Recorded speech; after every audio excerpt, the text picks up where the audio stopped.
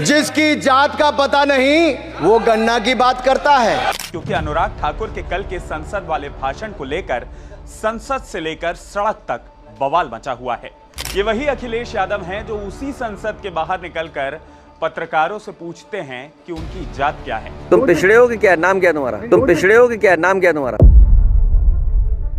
और अगर किसी ने उनसे उनकी जाति पूछ ली तो इसमें वो क्या इंसल्टेड फील कर रहे हैं? जातिगत जनगणना को लेकर इतना बवाल क्यों मचा हुआ है? जातिगत जनगणना की मांग क्यों हो रही है? इसका सियासी गणित क्या है? लेकिन इन आंकड़ों को सार्वजनिक करने से कांग्रेस और बीजेपी दोनों ही सरकारें बचती रही।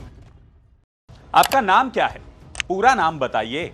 अच्छा चलिए ये बताइए कि आपकी जात क्या है, किस जाति से आते हैं आप? क्या आपको मेरे इन सवालों का बुरा लगा या क्या आपको अपनी जाति बताने में शर्म महसूस हुई?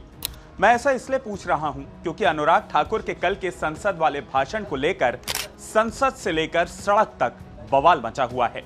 दरअसल एक दिन पहले लोकसभा में अनुराग ठाकुर ने कहा था कि जो लोग दिन रात जाति जाति करते हैं उन्हें अपनी जात का पता नहीं। अनुराग के इस बयान पर राहुल गांधी और विपक्ष के दूसरे सदस्य भड़क गए। राहुल गांधी ने कहा था कि अनुराग ठाकुर ने मुझे गाली दी है, मेरी इंसल्ट की है। अनुराग के बयान पर आपत्ति जताते हुए अखिलेश यादव भी भड़क गए थे। अखिलेश यादव ने कहा था कि जाति कैसे पूछ ली? आप किसी की जाति कैसे पूछ सकते हो? ये वही अखिलेश यादव हैं जो उसी संसद के बाहर निकलकर पत्रकारों से पूछते हैं कि उनकी जात क्या है। आप ही देख लीजिए। छोड़ो अपना कैमरा कहीं और ले जाओ, चलो। आप लॉ एंड ऑर्डर की बात कर रहे हैं लेकिन तुम पिछड़े हो कि क्या, नाम क्या तुम्हारा? तुम पिछड़े हो कि क्या, नाम क्या तुम्हारा? नहीं, नाम बताओ इनका क्या है, नाम बताओ। हाँ मिश्रा जी, अरे मिश्रा जी कुछ तो शर्म करो, अरे कुछ शर्म करो यार। ये सब दोगलापन है। अब बड़ा सवाल यह है कि राहुल गांधी, अखिलेश यादव और पूरा विपक्ष जो चीख चीख कर जातिगत जनगणना करवाना चाहते हैं और इसके लिए संसद में पुरजोर तरीके से आवाज भी उठा रहे हैं, उन्हें भला अपनी जाति बताने में क्या दिक्कत हो गई? और अगर किसी ने उनसे उनकी जाति पूछ ली तो इसमें वो क्या इंसल्टेड फील कर रहे हैं, शर्म क्यों महसूस कर रहे हैं? जातिगत जनगणना को लेकर इतना बवाल क्यों मचा हुआ है? जातिगत जनगणना की मांग क्यों हो रही है? इसका सियासी गणित क्या है? अगर यह जनगणना होती है तो इसका क्या असर हो सकता है? और जातिगत जनगणना का इतिहास क्या है? इन सवालों के जवाब एक एक करके समझते हैं। यह वीडियो थोड़ा सा लंबा होने वाला है, लेकिन अगर आपने सिर्फ ये एक वीडियो को देख लिया तो आपको कहीं और जाने की और कोई जानकारी जुटाने की जरूरत नहीं पड़ेगी। सिर्फ इस एक वीडियो में मैं आपको इस पूरे मुद्दे पर हर एक पहलू बताने वाला हूं, तो इस वीडियो को एंड तक जरूर देखिएगा। सबसे पहले समझते हैं इस जातिगत जनगणना का इतिहास। भारत में पहली बार 1881 में जनगणना हुई थी। उस समय भारत की आबादी 25.38 करोड़ थी। तब से ही 10 साल में जनगणना हो रही है। 1881 से 1931 तक जातिगत जनगणना हुई। 1941 में जातियों के आंकड़े तो जुटाए गए, लेकिन इन्हें सार्वजनिक नहीं किया गया। आजादी के बाद 1951 में जनगणना हुई थी। तब सरकार ने तय किया था कि सिर्फ अनुसूचित जाति, अनुसूचित जनजाति के आंकड़े ही जुटाए जाएंगे। इसके बाद से ही एससी और एसटी के आंकड़े जारी होते हैं।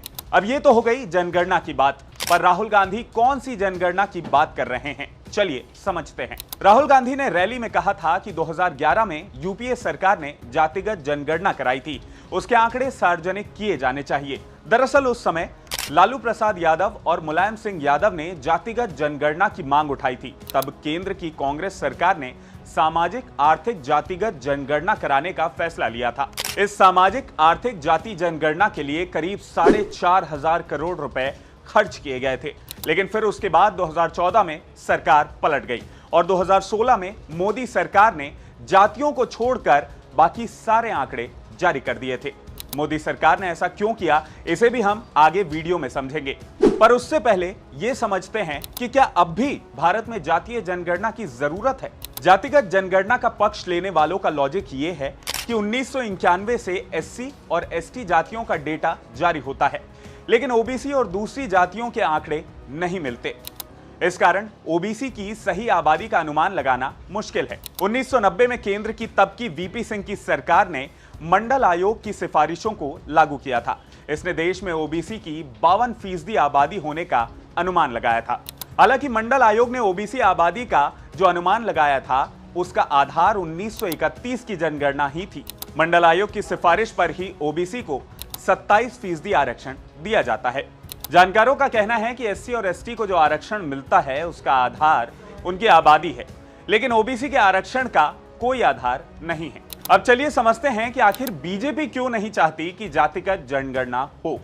इसके लिए हमें थोड़ा पीछे चलना होगा। जब बीजेपी बनी तो उसे ब्राह्मण और बनियों की पार्टी कहा जाता था, लेकिन राजनीति की सीढ़ी सिर्फ अगड़ी जातियों के दम पर नहीं चढ़ी जा सकती। और यही वजह थी कि 1985 में बीजेपी ने अपनी राष्ट्रीय कार्यकारिणी में मंडल आयोग की सिफारिशों को लागू करने के समर्थन में एक प्रस्ताव पास किया था। लेकिन बाद में पार्टी ने अपना रुख बदल लिया। कुछ समय बाद बीजेपी ने राम मंदिर के मुद्दे पर वीपी सिंह की सरकार से समर्थन वापस ले लिया। वीपी सिंह की मंडल की राजनीति के जवाब में बीजेपी ने हिंदुत्व का एक ऐसा दायरा तैयार किया जिसमें सभी हिंदू शामिल थे, फिर चाहे वो किसी भी जाति के हों। माना जाता है कि अगर बीजेपी जातिगत जनगणना की मांग मानती है तो इससे हिंदू वोट बढ़ सकते हैं। इससे ओबीसी में तो उसकी पकड़ मजबूत हो सकती है, लेकिन अगड़ी जातियों के नाराज होने का भी डर है। बीजेपी ओबीसी वोटों को लुभाने के साथ साथ सवर्णों को भी खुश रखना चाहती है, और शायद यही वजह है कि 2019 के लोकसभा चुनाव से पहले बीजेपी ने आर्थिक रूप से पिछड़ी ऊंची जातियों के लिए 10% आरक्षण की व्यवस्था लागू की थी। अब ये तो हो गई पार्टी की बात, मगर इस पर केंद्र सरकार का क्या रुख रहा है। 2018 में कैबिनेट मंत्री राजनाथ सिंह ने वादा किया था कि 2021 की जनगणना में ओबीसी जातियों की गिनती भी की जाएगी। हालांकि बाद में केंद्र सरकार ने इससे इनकार कर दिया था। जुलाई 2022 में लोकसभा में जवाब देते हुए केंद्र ने साफ कर दिया था कि संवैधानिक प्रावधानों के तहत सिर्फ एससी और एसटी जातियों की गिनती ही की जा सकती है, ओबीसी की नहीं। जातिगत जनगणना की मांग अक्सर विपक्ष ही उठाता है, फिर चाहे वो विपक्ष में कांग्रेस हो या बीजेपी। इसे करवाने की मांग उठाने वालों का कहना है कि इससे जो आंकड़े सामने आएंगे उस आधार पर सरकार की कल्याणकारी योजनाओं का फायदा उन तक पहुंचाया जा सकेगा जिन्हें इसकी सबसे ज्यादा जरूरत है। तो वहीं इसके विरोध में यह तर्क दिया जाता है कि इससे समाज बंट जाएगा। और इतना ही नहीं, एक डर यह भी सताता है कि अगर जनगणना में ओबीसी की आबादी ज्यादा निकलती है तो ज्यादा आरक्षण की मांग उठेगी और इससे 50% की सीमा टूट सकती है। अब चलिए ये समझते हैं कि अगर जातिगत जनगणना हुई तो फिर क्या बदलाव आएंगे और इसका क्या प्रभाव पड़ेगा। इसके लिए हमें कर्नाटक के एक एग्जाम्पल पर नजर डालनी चाहिए। 2015 में कर्नाटक की तत्कालीन सिद्धारमैया सरकार ने जातिगत जनगणना करवाई थी, लेकिन इन आंकड़ों को सार्वजनिक करने से कांग्रेस और बीजेपी दोनों ही सरकारें बचती रही।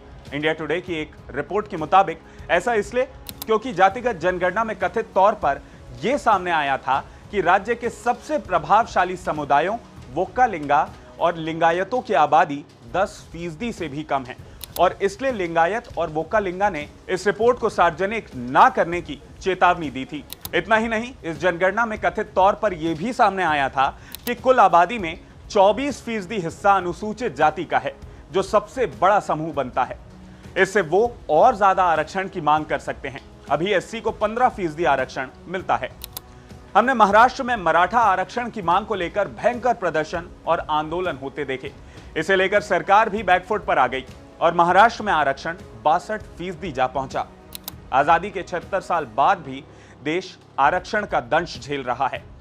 मैं इसे दंश इसलिए कह रहा हूं क्योंकि आरक्षण का मूल उद्देश्य देश के पिछड़े वर्ग को मुख्य धारा में लाने का था, पर अगर रिजर्वेशन इसका सल्यूशन होता तो अब तक तो ये वर्ग मुख्य धारा में जुड़ गए होते ना। आरक्षण की व्यवस्था सिर्फ 10 साल के लिए थी। उम्मीद थी कि 10 साल में पिछड़ा वर्ग तब तक इतना आगे बढ़ जाएगा कि उसे आरक्षण की जरूरत ही नहीं होगी, लेकिन ऐसा नहीं हुआ। 1992 में सुप्रीम कोर्ट ने आरक्षण को लेकर एक बड़ा फैसला दिया था। अदालत ने कहा था कि सरकारी नौकरियों और शैक्षणिक संस्थानों में आरक्षण की सीमा 50% से ज्यादा नहीं हो सकती। बावजूद इसके आरक्षण कम होना तो दूर, बढ़ता ही चला गया।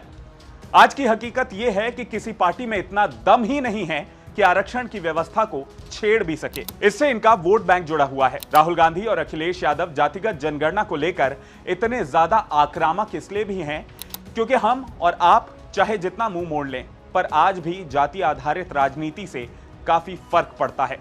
और इसका जीता जागता उदाहरण है हाल ही में हुए लोकसभा चुनाव में उत्तर प्रदेश का प्रदर्शन। अब बड़ा सवाल यह है कि जातिगत जनगणना होगी कैसे? भाई इसके लिए सर्वे करने वाले आपके घर आकर आपसे आपकी जाति ही तो पूछेंगे ना। तो क्या फिर हम सभी को भी उनके इन सवालों पर इसी तरह से रिएक्ट करना है जैसा कि अखिलेश यादव ने संसद में किया था? आपने जाति कैसे पूछ ली है बताइए बस। आप जाति कैसे पूछ सकते हैं? आप बताएं जाति कैसे पूछ सकते हैं? आप पूछ के दिखाओ जाति को। कमेंट करके अपनी राय जरूर दें।